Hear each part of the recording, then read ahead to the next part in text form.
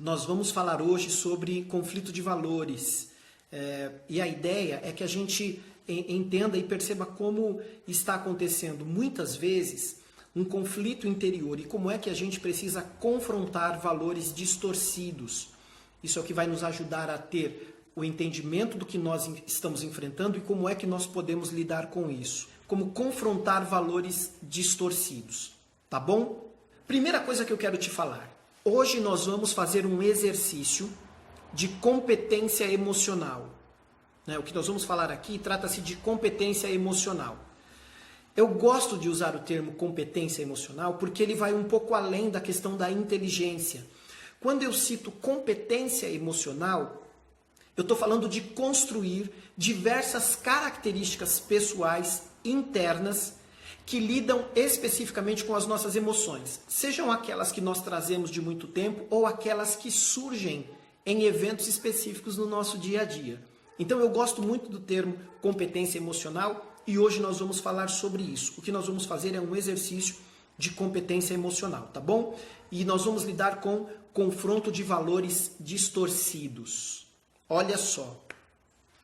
Tem algumas coisas que nós aprendemos historicamente e que são armazenadas dentro da gente como valores. Valores são aprendizados que nós guardamos de maneira muito íntima e de forma muito preciosa. Coisas que nós atribuímos um valor muito alto. Os valores fazem parte do nosso modelo mental e eles são uma estrutura, uma base que determinam o nosso padrão de comportamento. Quando nós temos bons valores construídos, nós temos bons resultados desses valores. Quando os nossos valores estão distorcidos, nós admitimos viver distorções, porque estamos apoiados em valores que nos levam para essa distorção. Hoje eu quero te falar sobre isso. Um termo que eu vou usar hoje é autonomia. Autonomia significa viver ou se manter de acordo com as próprias leis ou com as próprias regras. Por exemplo, um país tem as suas próprias leis, tem a sua maneira de conduzir a sociedade, toda a sociedade que está dentro daquela organização que é um país. As leis daquele país determinam que o país é autônomo, que ele tem autonomia. As pessoas daquela sociedade podem viver de acordo com as leis do país. Portanto, o país tem autonomia, ele independe da lei de outro país. É comum as pessoas falarem, por exemplo, do carro. Você abastece o carro e ele pode transitar durante tanto tempo ou tanta distância de acordo com o conteúdo que recebeu, com o combustível que recebeu. Isso as pessoas chamam de autonomia. Você enche o tanque de um carro, qual é a autonomia dele? Ele pode se manter, ele pode ser conduzido durante tanto tempo, por determinado espaço, por determinada quilometragem, com aquele volume de combustível. Então, a autonomia está relacionada a se manter ou se conduzir de acordo com as próprias leis, de acordo com as próprias regras. Quando nós falamos de autonomia pessoal, nós estamos falando de trazer para a gente aquilo que nós mesmos construímos. Uma pessoa que tem autonomia, ela tem a capacidade de se manter com seus próprios recursos, com a sua própria gestão, com as suas próprias escolhas e etc. Uma criança, por exemplo, tem determinada autonomia. Na maioria das coisas, ela é conduzida, regida, cuidada pelos seus pais ou responsáveis. Mas para as atividades que estão de acordo com a sua idade, ela tem autonomia. Tudo bem? Eu estou reforçando essa ideia de autonomia porque para lidar com valores, nós vamos precisar usar esta capacidade. Para lidar com valores distorcidos, nós precisaremos estabelecer o que é que nós vamos viver e usar. E para isso, nós precisamos ter autonomia. Tá legal? Isso vai ficar claro daqui a pouco, um pouquinho mais adiante, quando a gente entrar nas soluções de conflito, de confronto de valores distorcidos. Deixa eu contextualizar você. No nosso desenvolvimento como pessoa, a gente é influenciado constantemente. Desde que nascemos, nós somos influenciados. Essa influência é que estabelece o nosso perfil, a nossa personalidade, a forma como vamos viver. E as influências mais importantes acontecem desde muito cedo, na fase da infância e na pré-adolescência. É quando valores mais importantes estão sendo inseridos na estrutura do nosso comportamento. Mas o tempo todo nós somos influenciados. Quando nós conhecemos alguém que admiramos, na carreira, por exemplo, no nosso campo profissional, nós conhecemos alguém que admiramos, a capacidade dessa pessoa, o comportamento dessa pessoa também nos influenciam. Nós somos influenciados o tempo todo e influenciamos o tempo todo. Mas as principais, como eu disse, acontecem logo cedo, na nossa infância, na nossa pré-adolescência, porque isso estabelece qual vai ser o nosso perfil pessoal, qual vai ser o padrão da nossa personalidade, o padrão do nosso comportamento. Então, as principais influências acontecem cedo nesse período. O que eu estou querendo dizer? Em algum momento do teu desenvolvimento, você foi influenciado de tal forma que foi convencido a aceitar determinadas coisas ou não. A pergunta era assim: quem foi que te convenceu que você não vale nada? E essa é uma pergunta que eu quis elaborar, eu elaborei com o objetivo de te fazer pensar. Nas situações em que você se sente um lixo, nas situações em que você se sente a última pessoa, nas situações em que você admite receber menos do que deveria receber, nas situações em que você está sendo pressionado, está sofrendo, está carregando traumas, está carregando dores emocionais. Isso está acontecendo porque você foi ensinado, porque alguém te convenceu em algum momento que isso é o adequado para você nessa circunstância. Por isso eu fiz aquela pergunta: quem foi que te convenceu de que você não vale nada? Ou de que o teu valor é muito baixo? Ou de que tudo bem você sofrer? Então, em algum momento na nossa formação, nós recebemos uma informação, um comportamento, um valor que nos fez acreditar e até hoje nos faz acreditar que tudo bem se a gente sofrer, ou tudo bem se o nosso sonho não acontecer, ou que está tudo bem viver numa situação menor ou receber menos do que a gente semeou para receber. Em algum momento no nosso desenvolvimento, alguns valores foram inseridos em nós que nos colocaram numa condição de permitir uma baixa autoestima ou um baixo nível de amor próprio. E isso é um valor que está internalizado. E para confrontar este valor, você precisa ter coragem para exercer autonomia, ou seja, para estabelecer quais serão as regras e as leis que te dão diretriz na vida. Hoje, nós vamos confrontar os seguintes valores distorcidos: assédio moral e emocional. Já vou te dar os parâmetros disso, tá bom? Maus tratos no relacionamento e baixa autoestima. Essas três coisas nós vamos falar hoje de alguma forma neste conteúdo, tá legal? Assédio moral e emocional. O que é isso? O assédio é uma pressão exercida, é um cutucar de ferida, é um tipo de exigência além da capacidade, é um tipo de manipulação para poder usar dominância. O assédio é uma tentativa de diminuir outra pessoa para se sentir confortável. Então, todas as vezes que uma pessoa tenta diminuir a outra ou demonstrar os seus problemas para apresentá-lo em público, é uma tentativa de se posicionar melhor comparativamente à outra. Tudo bem? Isso feito de uma maneira prejudicial à outra pessoa é caracterizado assédio. E hoje nós vamos falar sobre assédio moral e emocional. Deixa eu te dar um exemplo de assédio moral. Chamar a outra pessoa constantemente de burro, de ignorante, salientar alguma deficiência, seja física, comportamental, o tempo todo, ameaçar colocar essa pessoa exposta diante das outras pessoas, satirizar uma área ou um comportamento que é sensível para o outro. Essas questões são questões de assédio moral, tá bom? Isso também caracteriza assédio emocional, ou seja, provocar sentimentos de tristeza, de angústia, sentimentos ou emoções que são prejudiciais à pessoa, com a finalidade de enfraquecê-la ou de colocá-la subjugada a si mesma. Isso caracteriza assédio emocional.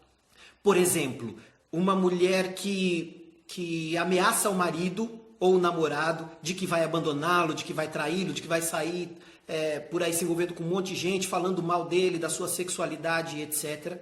Um marido que ameaça abandonar a sua esposa e deixá-la numa condição precária. Um par que não reconhece o afeto do outro, que sempre diz que faz mais do que o outro e que o outro nunca faz nada. Manipulação emocional. Essas atitudes são atitudes de assédio emocional. Outro aspecto que nós vamos falar hoje são os maus tratos no relacionamento. As questões de assédio moral e emocional se enquadram também em maus tratos no relacionamento. Mas não é só isso. Existem acordos no relacionamento, não é? Quando a gente tem um relacionamento com alguém, independente do nível desse relacionamento, seja ele parental, seja ele afetivo, seja ele profissional, qualquer tipo de relacionamento. Em qualquer relacionamento, há um nível formal ou informal de acordo.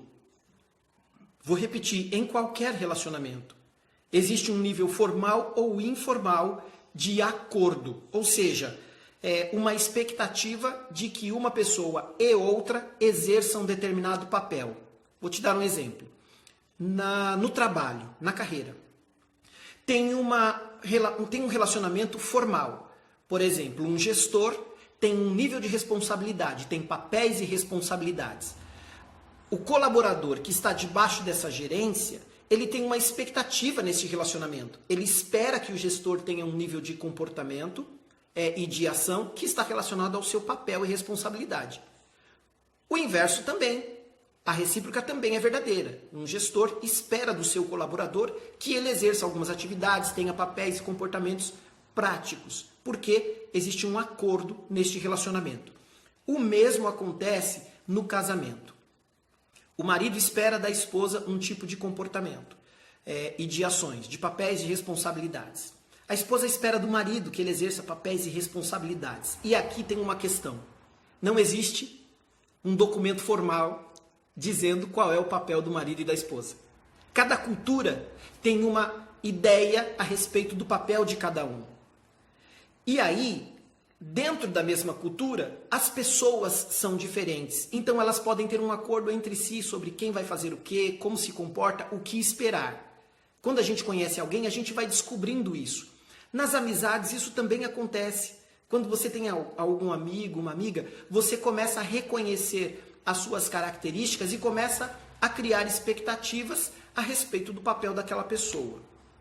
Quando nós sabemos o que devemos fazer e deixamos de fazer em prejuízo do outro, nós estamos praticando maus tratos num relacionamento. Se meu filho espera de mim uma atitude, depende da minha atitude, e eu não faço isso, a falta dessa atitude é maltrato num relacionamento. Se eu sei as coisas que a minha esposa precisa fazer, que quer fazer, que é característica dela, e eu impeço, e eu trabalho para que isso não aconteça, eu estou praticando maus tratos no relacionamento. Deu para entender? Todas essas questões são situações de dor emocional, de dor psicológica, de dor moral, que afeta e sobrecarrega as pessoas. E, consequentemente, chega ao outro ponto, que é produzir baixa autoestima. Ou seja, o nível de amor próprio vai sendo cada vez mais pressionado e reduzido, à medida que aceitamos distorção nos nossos valores ou nos relacionamentos. Tudo bem? Para lidar com esse tema, para tratar esse tema, eu coloquei aqui 3 pontos que vai nos ajudar a racionalizar, a pensar e a tomar algumas atitudes, tá bom? Esses 3 pontos são os seguintes: lutando contra a inconsciência, lidando com a consciência e adequando o comportamento. Vou te dizer por que isso aqui é importante. Nós estamos falando sobre lidar com valores, confrontar valores distorcidos e praticar a autonomia. E, portanto, nós precisamos saber como é que nós estamos sendo afetados. E nós somos afetados na inconsciência, de maneira inconsciente. Nós somos afetados de maneira consciente. E, às vezes, somos afetados na consequência, que é o comportamento. Então, nós vamos lidar com essas três coisas, tá bom? Eu vou falar sobre lutando contra a inconsciência. E eu quero colocar esses 3 pontos que eu anotei. E depois eu vou convidar uma pessoa para fazer um comentário aqui. A Estela chegou, eu queria que ela comentasse alguma coisa sobre esse primeiro ponto, tá bom? Que é sobre lutando contra a inconsciência. Ou para fazer alguma pergunta, ou para trazer alguma experiência, a gente vai abrir aqui, vou te chamar daqui a pouco, tá bom, Estela? Então vamos lá, lutando contra a inconsciência. O que eu quero dizer com isso? De alguma forma, nós estamos presos a uma situação de valores distorcidos e não conseguimos nos livrar dessa distorção ou do efeito dessa distorção. E por que isso acontece? Porque aquilo que nos prende numa situação de assédio ou numa situação prejudicial para nós, de maus tratos, de baixa autoestima, são questões inconscientes, são tão profundas que nós não conseguimos racionalizar. E é por isso que nós precisamos aprender a lutar contra a inconsciência. Como é que a gente faz isso? É autoconhecimento. Nós sempre vamos descobrir alguma coisa a nosso respeito à medida que estudamos a nós mesmos. Mas olha só que coisa interessante. A pergunta é, por que a gente se mantém, ou por que alguém se mantém num relacionamento abusivo? Né? São perguntas comuns de uma batalha contra a inconsciência. Não sei se você já notou isso, se você conhece alguém nessa circunstância. A pessoa está num relacionamento abusivo e você pergunta por que ela está naquele relacionamento e ela não tem uma resposta clara. Ou quando você não pergunta nada, você fica de fora, você vê aquela coisa horrível acontecendo com a pessoa e você se pergunta por que alguém se mantém num relacionamento abusivo. Isso diz respeito a uma luta contra a inconsciência. E porque não se sabe, porque a resposta disso é inconsciente, está muito aprofundado dentro da pessoa, ela não tem uma resposta ou uma solução prática para aquilo. E mesmo que tome uma atitude prática, ela continua aprisionada por dentro. Por quê? Porque a causa não foi tratada. Isso é uma luta contra a inconsciência. Tudo bem? Outro tipo de pergunta que é comum nesse cenário. Que expectativa está sendo mantida? Se eu continuar usando o exemplo aqui de um relacionamento abusivo, uma pessoa está num relacionamento abusivo, seja por assédio moral ou emocional, ela está numa condição de relacionamento abusivo. Então nasce uma pergunta, qual é a expectativa que está sendo mantida, que está sendo alimentada? É comum pessoas em relacionamentos assim dizer, eu espero que se eu não disser nada as coisas se acalmem. Eu espero que se eu não reclamar, a briga não aconteça. Eu espero que com o tempo as coisas melhorem. Eu espero que se eu engravidar, ele mude. Eu espero que se eu começar a ganhar mais, então ela me respeite. Eu espero que se eu fizer o que ela quer, então ela vai falar bem de mim. Ela vai parar de me ameaçar. Ela vai parar de me humilhar. E por aí vai. Então, qual é a expectativa que está sendo mantida? E que é uma chave que está aprisionando uma pessoa num relacionamento abusivo.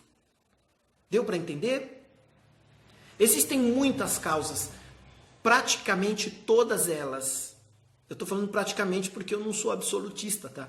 Mas praticamente todas elas está relacionada a algum valor que está construído dentro da pessoa e que a mantém num comportamento que admite esse tipo de abuso. Tá bom? E é por isso que eu estou chamando de valores distorcidos. Uma pergunta para a gente é assim, o que aprisiona alguém numa situação de assédio sem contestação? Imagina que tem uma pessoa num relacionamento abusivo, numa situação de assédio. O empregado está sendo assediado pelo patrão, pelo chefe, pelo gerente. O que é que mantém essa pessoa numa condição de assédio sem contestação? sem contestar, sem reclamar, sem buscar se libertar daquilo? E a resposta mais abrangente para isso é valores distorcidos. Agora, como é que nós identificamos esses valores distorcidos que podem estar operando na inconsciência?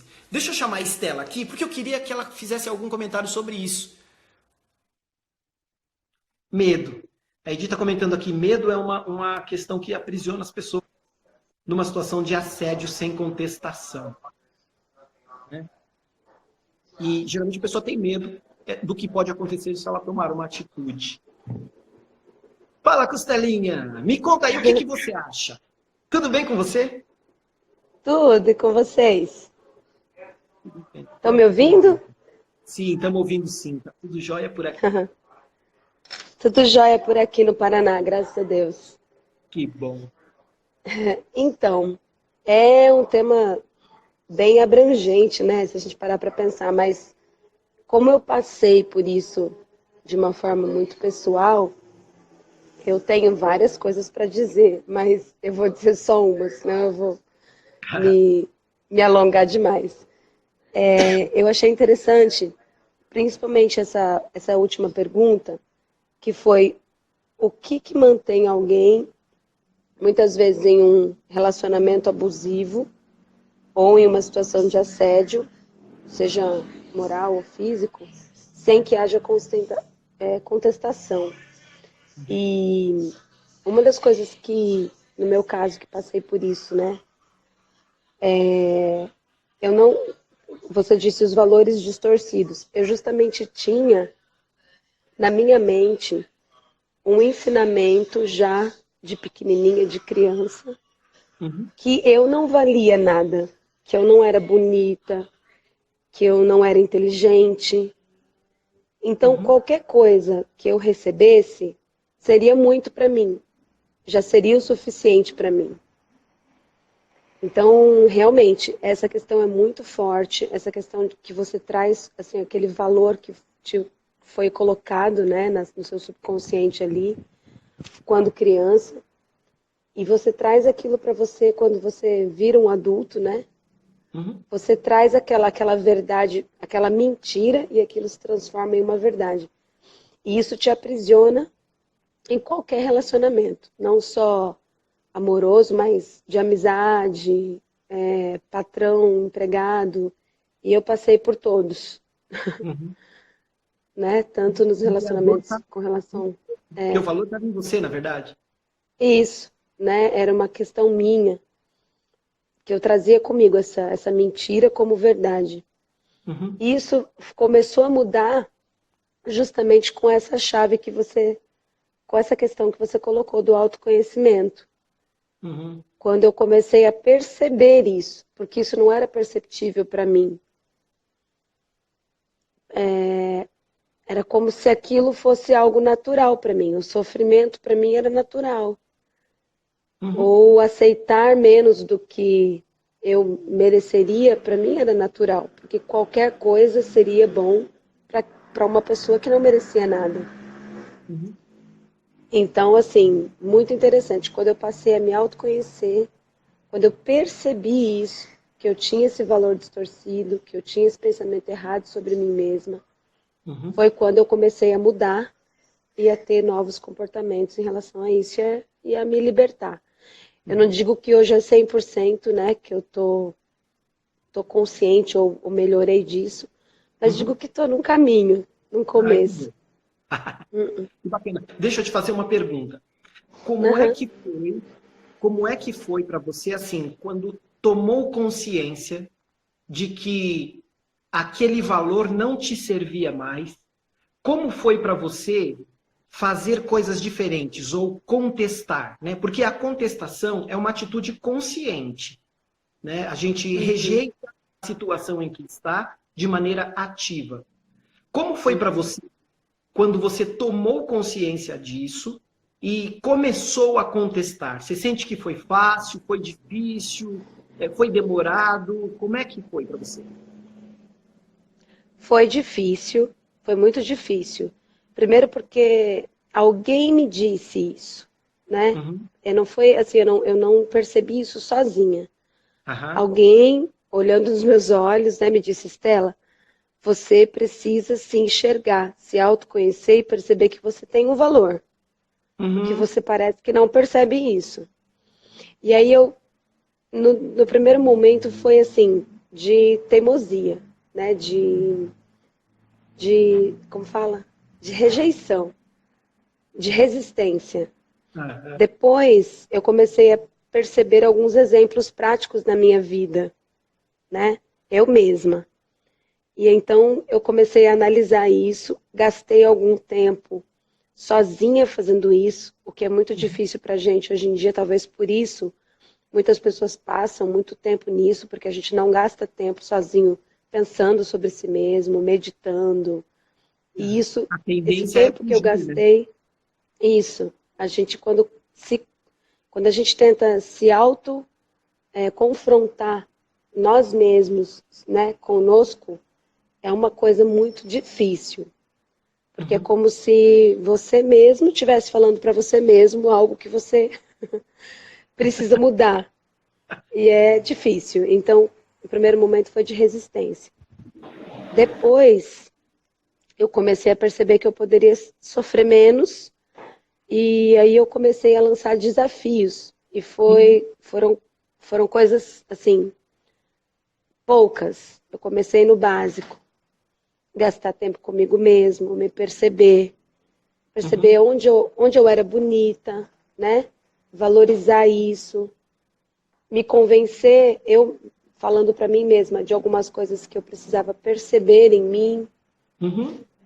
que sim, eu era inteligente, que sim, eu era uma pessoa honesta, Uhum. que sim, eu poderia cooperar e ser uma pessoa que cooperasse na sociedade, que sim, eu teria coisas para trazer como benefício para as pessoas, né? Bacana. E foi assim, aos poucos, nas pequenas coisas, que eu fui Maravilha. percebendo e melhorando. Deixa eu fazer um comentário aqui que eu acho que vai ser bacana para usar um pouquinho mais para frente. Esse Uhum. lance de se enxergar é normalmente, tá? Não é sempre, mas é quase, sei lá, quase sempre. Esse lance de se enxergar conflita com um valor que é o valor da prepotência, né? Aquele da arrogância, não é? Sim, é, É mais fácil, me parece mais fácil, humanamente, admitir que a gente é incapaz do que falar a plenos pulmões. Não, eu sou capaz. Porque falar isso parece arrogante, não é? O que você acha? eu acho que falar eu sou capaz dá trabalho. E a gente tem preguiça de tomar atitudes de mudança. Porque vai ter que provar, não é? É. Então é mais fácil você ficar na sua zona de conforto do sofrimento. Aham. Ali você já está acostumado com aquilo e você está mais fácil, emocionalmente falando, do que você aceitar e falar, não, agora eu tenho que tomar uma atitude porque eu percebi isso. Maravilha. Aí a gente vai entrar no segundo ponto, né? Eu vou te dispensar já. Uhum, Já. Muito obrigado pela tua contribuição. Muito obrigado de pelo. nada. É incrível perceber como a experiência das pessoas pode nos ajudar a ter noção de nós mesmos, né? Como você comentou. Alguém te Uhum, falou, não foi uma descoberta uhum, sua, do nada. Alguém já tinha uhum. percebido e contribuiu. E por causa disso, você foi levada a se confrontar, né? Uma confrontação que não é fácil assim, mas que é necessária para a transformação, não é? É isso Muito mesmo. bacana isso. Muito obrigado pela tua participação, pelo teu conteúdo, pela tua entrega. Isso realmente nos enriquece. Uhum. De nada, Paulinho. Amo vocês. Um beijo, tô aqui junto até o final. Valeu, beijo, até mais. Até mais. Esse lance é muito bacana e eu queria usar da seguinte forma. Eu vi aqui da Vanessa, se eu não me engano, dizendo assim: a dependência é um dos fatores que nos prende, né? A Edith tinha comentado o medo é uma delas e a Vanessa comentou a dependência. E é verdade, muitas pessoas acabam aceitando 5 porque ela aprendeu que não consegue produzir 10, porque ela depende dos 5 que lhe está sendo dado. Eu lembro uma vez que um chefe numa empresa que eu trabalhava, eu era ainda adolescente, e foi a primeira vez que eu ouvi essa frase e eu nunca mais me esqueci. Ele estava falando sobre o que estava acontecendo no departamento de vendas, e aí ele virou para mim com um sorrisinho na cara e falou assim, mas é melhor pingar do que faltar. Eu fiquei contrariado naquele dia e eu acho que é por isso que eu me lembro. Porque nós estávamos fazendo um plano de ação para aumentar as vendas. E ele rejeitou o plano dizendo é melhor pingar do que faltar. O que ele estava dizendo era, eu prefiro o mínimo do que arriscar a não ter nada. E isso é uma coisa que, com outras palavras, acaba sendo internalizado na gente. É o que a Vanessa está dizendo. A gente entra num processo, num modelo de vida e de relacionamento que gera algumas dependências. Por quê? Como a Estela disse, nós nos convencemos ou permitimos que alguém nos convencesse que nós não somos capazes, que nós não somos inteligentes, que nós não somos bonitos, que nós não temos conhecimento, que nós não temos força, e por causa disso cria-se uma dependência. E essa dependência que a Vanessa comentou é um dos fatores que aprisiona alguém numa situação de assédio sem contestar. Né? Um exemplo drástico disso é assim, uma pessoa está morando na casa de um amigo, é uma situação temporária, mas naquele período ela aceita tudo de ruim e de pior. Não por respeito ao ambiente, mas porque está morando de favor. Essa dependência acaba aprisionando alguém numa situação de assédio sem contestação. E nós precisamos nos avaliar para ver se não estamos admitindo questões destrutivas na nossa vida em função de uma falta de contestação, porque fomos convencidos que não podemos ter nada melhor. A gente estava falando aqui sobre esse lance da inconsciência, né? Nós recebemos valores que nos aprisionam numa situação ruim, numa situação prejudicial. E geralmente são valores da inconsciência, valores que estão tão internalizados, que nós não temos consciência clara, dela, objetiva dela, que nos prendem em situações assim, de assédio e etc. Mas quando nós tomamos consciência, como a Estela disse, alguém me falou, eu não tinha notado. E quando me falaram, eu resisti, porque não estava na minha consciência. Estava tão aprofundado que eu não tinha noção. Mas as pessoas viram e me falaram, alguém viu e me ajudou. E agora que eu tenho consciência, o que eu faço? Eu preciso lidar com a consciência. E lindos, vamos para esse segundo ponto que é lidando com a consciência. E agora que eu sei? E agora que eu entendi o valor? Né? Tem uma série de valores que nos prendem em situações como essa. Por exemplo, o lance da dependência, construções de medo, né? Alguns traumas que vivemos, experiências negativas, constroem dentro de nós uma circunstância de aceitação minimalista. Não é só porque estamos mais adequados ao mínimo, não é. Não é humildade, entendeu? Não tem nada a ver com humildade.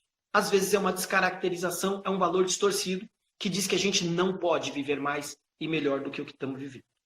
Tá bom? Mas agora que a gente tomou consciência, tem algumas perguntas que surgem.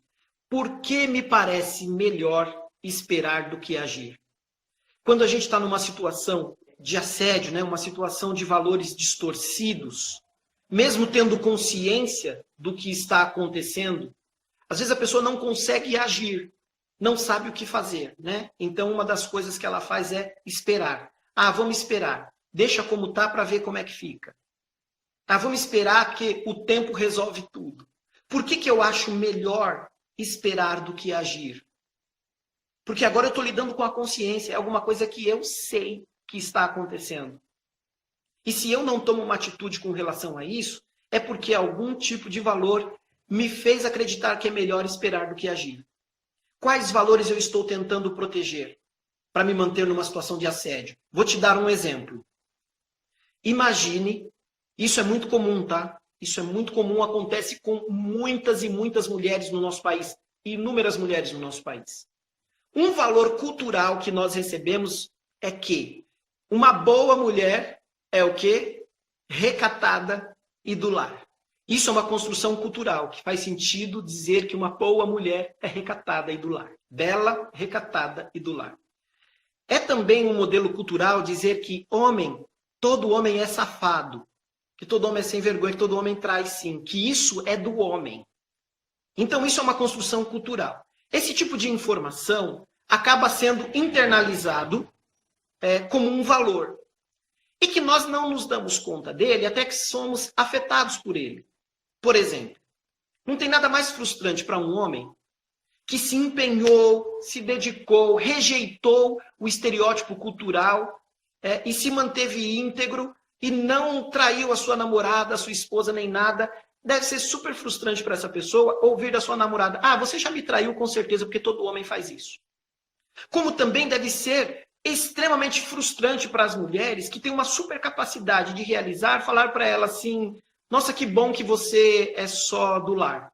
Que bom que você não precisa trabalhar, assim você cuida do lar e dos nossos filhos, das nossas coisas. Deve ser extremamente frustrante. E por quê? Porque apesar de nós sabermos desses valores culturais, e isso estar internalizado em nós, nós temos consciência dessas coisas. E como é que nós lidamos com isso? Quais valores nós estamos tentando proteger para manter uma situação de assédio, por exemplo? É o valor do tipo, manda quem pode, obedece quem tem juízo? Né? Que aí você tem um chefe, um gerente horrível e manda absurdos, e aí você se sente na obrigação de fazer porque manda quem pode, obedece quem tem juízo. Ou numa situação como essa, você acaba aceitando uma situação de humilhação, uma situação de vergonha, porque a mulher sábia edifica o seu lar, então não pode falar nada, não pode contar as verdades, não pode confrontar os erros.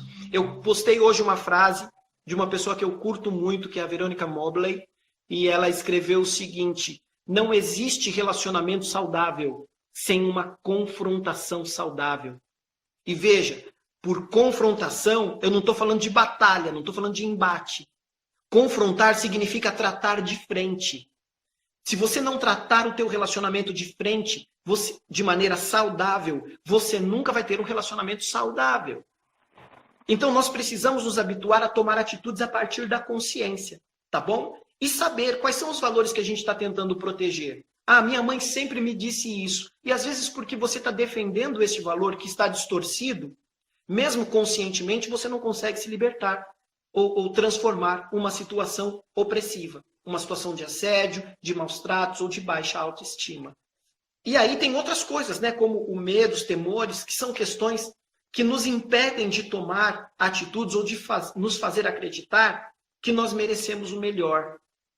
A gente compara, por exemplo, compara com o outro, com o vizinho, com a família, e diz: ah, todo mundo na minha família só teve 2, eu tenho 3, nossa, estou super. Quando você podia ter 10, 100, 1000. Tudo bem? Então é importante na consciência, lidando com a consciência, que você note quais são os medos ou temores que estão te impedindo de viver melhor ou te aprisionando numa situação prejudicial. Quais são os valores que você está tentando proteger, né? Para dizer assim: nossa, é valor da minha família, eu estou preservando aqui e está pagando caríssimo por isso e está te mantendo numa situação de assédio ou de maus tratos. São perguntas que nos ajudam a lidar conscientemente com essas questões. Tem um comentário da Edi, eu quero ler para você. Às vezes, ficamos na esperança da pessoa mudar. Por exemplo, você não acredita que as pessoas podem ser de todo má. É isso mesmo. Às vezes nós temos essa... E isso é um valor, né? Porque nós olhamos e falamos: nem todo mundo é mal assim, nem todo mundo é ruim desse jeito. As pessoas não são completamente horríveis, então vamos dar um tempo para ela melhorar. Só que se não houver confrontação saudável, não existe relacionamento saudável. E se a pessoa não for instruída, talvez ela esteja só praticando os valores distorcidos que ela tem. E se ela não for instruída de verdade, vai continuar praticando isso sempre. Não porque ela seja má, mas porque ela se acomodou ou está posicionada num valor distorcido. Então, às vezes, a gente espera. A gente alimenta a nossa esperança. Porque nós temos uma boa esperança, nós achamos que o comportamento vai mudar e deixamos de tomar atitude. Muito bem colocado, viu, Edi? Isso é bastante legal lembrar. E esse comentário da Milena também é super importante. Ó. Eu concordo com a Edi, até porque a relação de abuso parte sempre de pessoas das quais amamos. Né? Ou seja, é muito comum isso acontecer. Ninguém diz assim: ah, eu sofri abuso de um desconhecido, a não serem ataques brutais, como, por exemplo, situações de roubo, de assalto, de sequestro, de estupro e etc. Mas um abuso constante, um abuso comportamental, vem das pessoas com quem nós nos relacionamos. E isso é destrutivo. Ó, a Vanessinha está fazendo um comentário aqui, quero ler também. Tem uma amiga que está em uma relação abusiva. Quando perguntei o porquê, ela disse, eu gosto dele. Se percebe que ela não está feliz, se encaixa bem no que... tá ruim, mas tá bom, e na esperança de que ele mude. Exatamente. Esse lance de eu gosto dele, isso também é manifestação de uma construção distorcida de valores. Porque, olha só, eu gosto de alguém. Esse alguém me faz bem? Não. São duas coisas diferentes. Então, o fato de eu gostar de alguém pode não ser pelas coisas que ele me faz. Mas porque eu não aprendi a separar essas coisas, porque esse valor está construído em mim, quer dizer, se eu gosto, independente do mal que ele me faz, eu acabo admitindo que ele me faça mal. Então fica nessa situação, tá ruim, mas tá bom.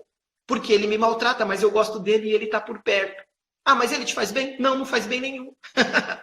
Então tem um valor distorcido, nesse caso provavelmente um valor inconsciente, que está aprisionando essa pessoa numa condição abusiva. Muito bem, o Diola está comentando aqui. Às vezes, e eu acho que na grande maioria das vezes, o abuso vem de uma cultura machista. Eu falei disso uma vez e eu vou repetir aqui. Estava indo para o trabalho e eu ouvi na rua uma pessoa no telefone e eu olhei para a pessoa e, né, fisicamente, uma mulher. E quando eu estava ultrapassando essa pessoa, a gente estava caminhando na calçada, eu ouvi ela falar assim bem alto no telefone. Mas eu já te falei que não gosto. Você é minha mulher. Mulher minha não faz isso, ela falou. Veja, era uma mulher num relacionamento homoafetivo. Mas o comportamento dela era um comportamento machista. Por quê? Porque é machismo dizer uma mulher minha não faz isso. Quem é dono de qualquer mulher? Que homem é dono de qualquer mulher? Que mulher é dona de qualquer mulher? E isso é um discurso extremamente machista. E está tão impregnado que mesmo numa relação homoafetiva, quer dizer, de uma mulher para outra mulher, ela continua com um comportamento machista. Então o abuso, muitas e muitas vezes, parte sim de um comportamento machista e preconceituoso. Tá bom?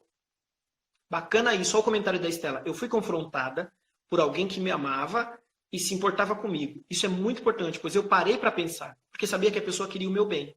E essa é a importância de bom relacionamento. Muito bacana. Finalmente, eu quero falar sobre o terceiro ponto, adequando o comportamento. É uma coisa muito difícil. Eu fiz essa pergunta para a Estela agora há pouco. E assim, depois de ter tomado consciência, como é que foi tomar atitudes? Porque uma coisa é você saber o que está acontecendo, reconhecer, né? As pessoas podem te falar e você só acreditar, ou as pessoas podem te falar e você avaliar para tomar conhecimento. E quando você toma consciência, conhecimento, então vem a necessidade de uma atitude. Você pode ter consciência e continuar estagnado, ou você pode ter consciência e tomar uma atitude. E a atitude é comportamento. E uma das coisas mais difíceis que tem é você quebrar um valor distorcido. Por quê? Ele está muito enraizado, está muito internalizado. E por causa disso, ele já estabeleceu uma série de padrões automáticos de comportamento.